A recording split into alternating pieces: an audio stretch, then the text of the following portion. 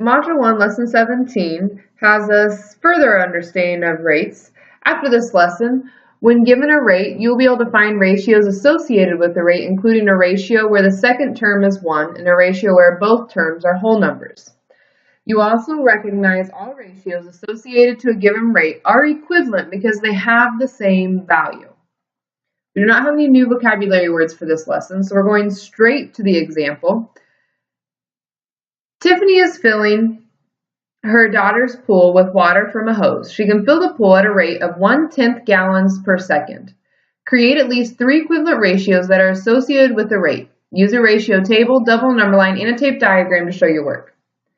Below is going to show, I will show you how you can do all three.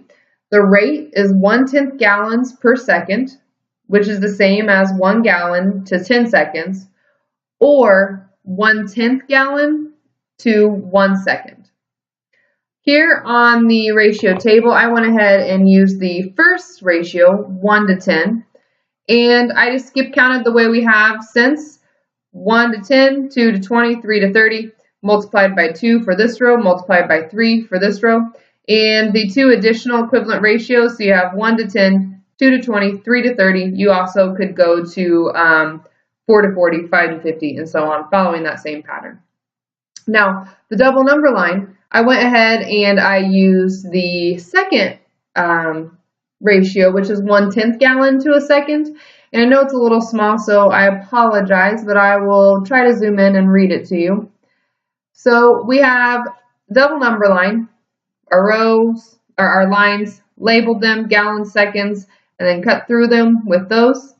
I have 1/10 to 1 second, 2/10 to 2, 3/10 to 3, which would create the equivalent ratios 1/10 to 1, 2/10 to 2, 3/10 to 3.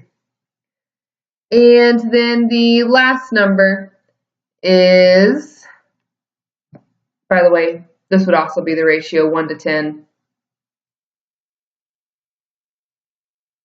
2 to 20, 3 to 30.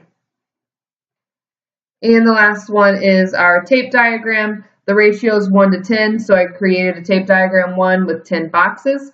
First, that would just be 1 to 10. I put a 2 in all of them. That'd be 2 to 20. If I put a 3 in all of them, it'd be 3 to 30.